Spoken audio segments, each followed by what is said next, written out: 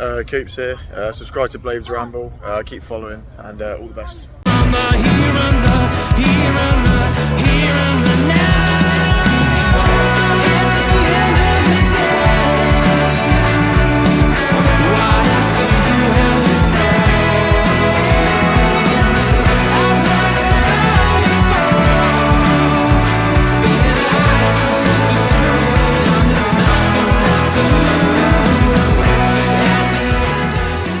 The Poolhousery. Hello everyone and welcome to How Can Sheffield United Beat Sunderland in the Championship Playoff Final.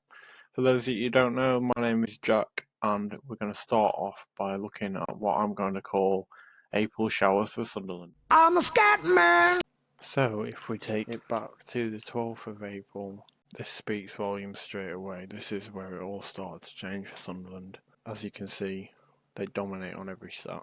Shots, target, possession, passes, the lot. They aren't clinical. They aren't putting it in the net. Swansea, massively down on possession. 2 shots on target, one of them's in the net. This goal is from a set piece, corner, header from Harry Darling, rebounds off the ball and into the net from Cavango. Next argument is Sunderland playing a weaker team. You could argue a couple here are not in the starting 11 usually, or not now, but overall not a bad lineup. And then you got Lefay and Mayenda there, the 2 big hitters that you'd expect to be there. There's only one name missing from this, and that's Bellingham, not on the bench. The next one, away at Bristol City. You could argue the red card here, 7 minutes in, cost Sunderland the game, but they did score in the 31st minute, so they went 1-0 up with 10 men. Bristol City clearly changed something in half time, and the stats say they probably should have scored more. Not a terrible lineup, not much difference. Mayenda's there, Riggs there, Lefay's there, they're all there. You got Bellingham coming off the bench, you got Isidore coming off the bench. The next game, which was a home loss to Blackburn, it is again Sunderland dominating on possession, dominating on the shots on targets, all there. They just aren't putting it in the net. Blackburn, one opportunity on target, and it's won them the game 33 minutes in. Ultimately, Sunderland's pretty much usual starting 11 in the end. They've done nothing with it. They've not won them the game. It's not even drawn them the game. You'll start to see it's always a 4-2-3-1 up until the playoffs for Sunderland. So moving on from that game, a 2-0 away loss to Oxford. I mean, we know as Blades fans it's not an easy place to go. The stats there again. Sunderland heavily possession based when they play this formation. They've had 10 shots and they haven't got a single one on target. Oxford have managed to score 2 goals with 4 shots on target, 17 shots overall. But they're pulling off that many shots with this much possession. 31% possession and you're pulling off 17 shots. 262 passes for the whole game. Strong lineup. Isidore, Roberts, Riggs, Lefay, Bellingham, all there. After they've lost 2-0 at Oxford, this then takes you to the last game of the season before the playoffs. They're at home, they're at Stadium of Light. They're losing again. 1-0 to QPR. 5 minutes in. The stats are all there again. Sunderland, shot after shot after shot, possession, it's all there, and they aren't scoring. QPR have had 1 chance, and it's in the net. What's the lineup this time? Are they resting players? Are they? No, they're not. The players are all there. You got Mayenda, you got Bellingham, you got Riggs, you got Lefay, it's all there. Mepham comes off. Who does he come off for? Oh, let's see. Oh, this is where Daniel Ballard gets introduced. And this is the one person that has changed things for Sunderland over the course of the last week. They're losing the game from 5 minutes in. They're doing 3 subs right before the playoffs. So here we are. You take it back all the way to the 29th of November, which seems like an eternity ago. And this is our first meeting with Sunderland in this season. The stats are pretty equal. Shots, 2 more on Sunderland's side, but 2 more on target to Sheffield United. Possession basically balanced. 2 factors here. Sunderland get a red card in the 40th minute. 7 minutes later, in the first half still, Harry Sutar gets a second yellow card. So that cancels that out. So basically both teams are playing with 10 men for the whole second half. Tom Davies gets the 1 goal in the 83rd minute. So this is where it gets interesting because it's incredibly surprising at how different our squad was at this point in the season. This is just going into the run for December. You've got Cooper in net. Harry Souttar was playing, but he was playing with Jack Robinson.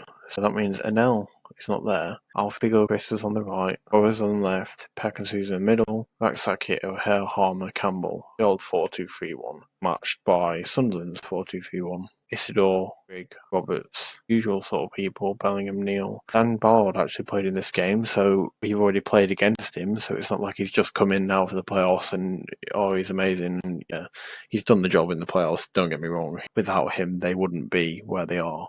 I know he didn't play for quite a while leading up to the playoffs, as far as I'm aware. But aside from that, the defence is basically what it normally is. And you still got Miranda Iochiche, I think that's how you say his name. He went out on loan. Was it Portsmouth, I think, in January? A few different names here and there, but overall, same sort of names on the bench from what I can see. Lefay's not here. That's the one difference. But look at this. Look at the difference in the Blade side here. Harry Souttar gets a red card, second yellow. No Anel, even on the bench. So we're missing a centre-back. We're literally playing with 2 centre-backs here. One of them's been sent off. But look, Brian One, Shackleton, Louis Marsh, Andre Brooks. This was in early stages. Andre Brooks hadn't really played much at this point. Same with Sariki. So right here you've got Watson.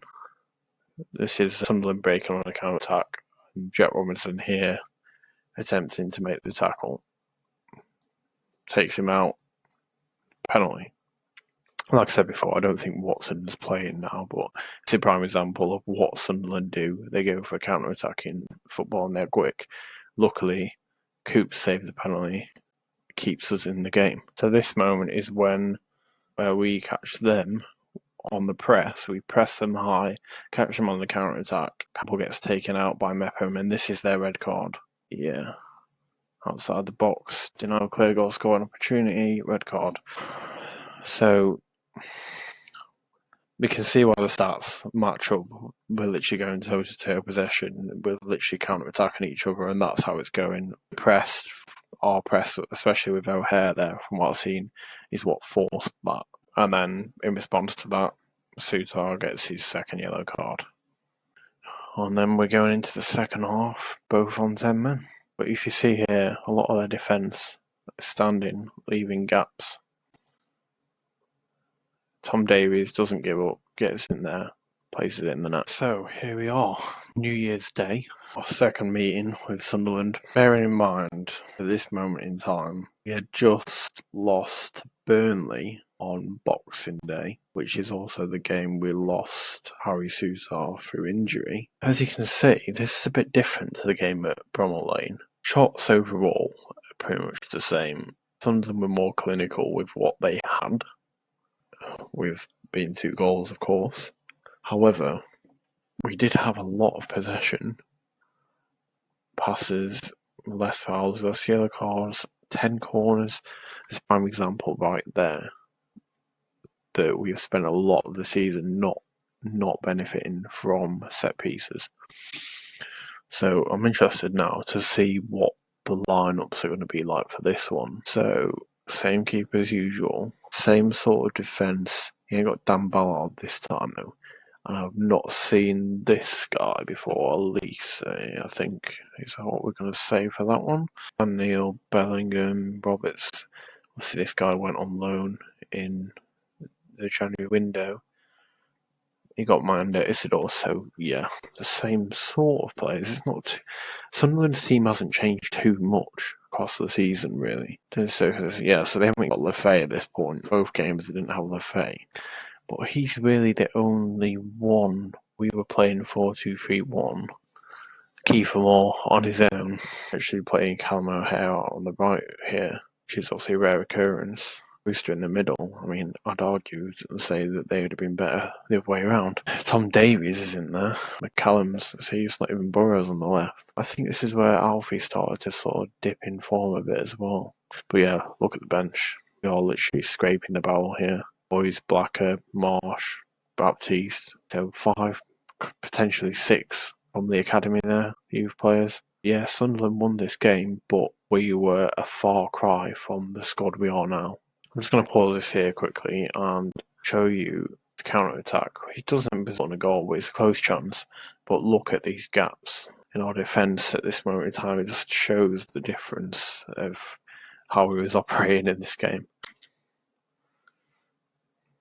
This is a free kick. We actually get a penalty from this. I think it's a 9, pulls Kiefer Moore down. Be aware of this because I'm going to loop back to set pieces, final thoughts.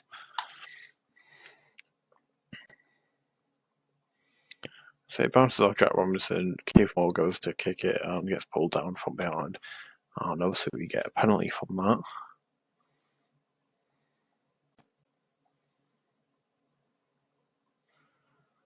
This is one thing that both teams have got to be careful of at Wembley because VAR is involved. But Kiefer Moore misses the penalty. It was a terrible penalty. But if he scores that, we're 1-0 up. That's the difference that can make. Sunderland's first goal here. Defender clears it from just outside the box. Long ball. All the way over the top. Jack Robinson completely miskicks it and sets up my under for the 1-on-1.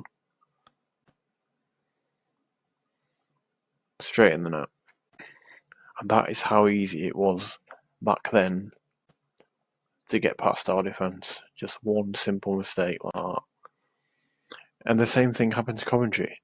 This is how Sunderland won that first game against Coventry. Relied on 2 mistakes from their defence to lead to their 2 goals, and that is exactly the same thing as what happened to us here.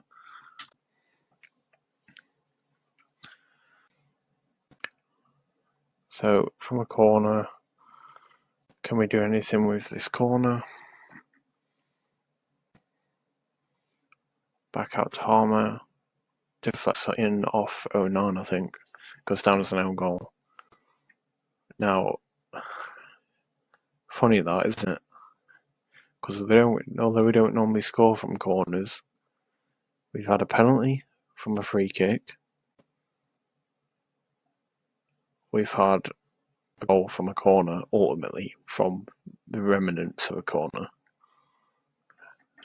And here we go again. So this is Sunderland's second goal.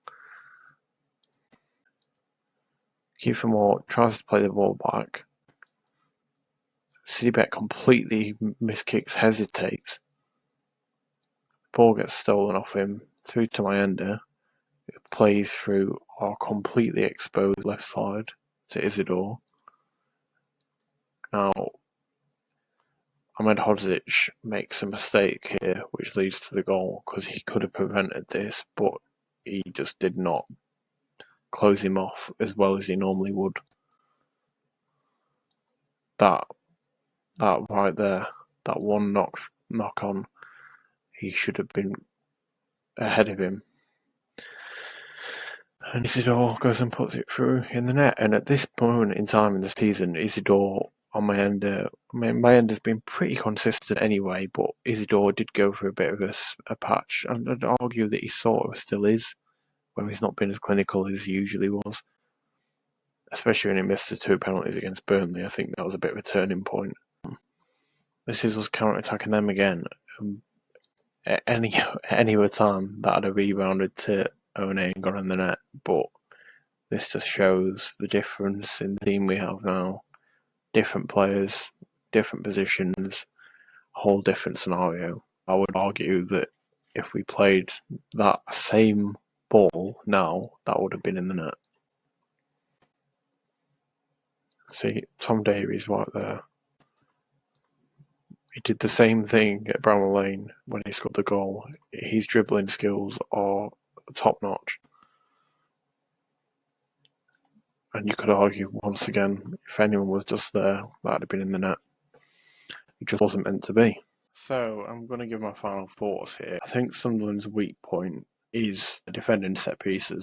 I mentioned briefly, we got a corner, which ultimately led to Harmer's deflected goal, and also our free kick that led to Kiefer Moore's penalty. Further to that, I think with the playoff semi-finals, I feel that this backs up my theory a bit more, with how they moved the advertising boards in for their home leg. They wouldn't do that unless they fought long throws for one of their weak points, which you could ultimately say is a set piece. The difference is they can't do that at Wembley.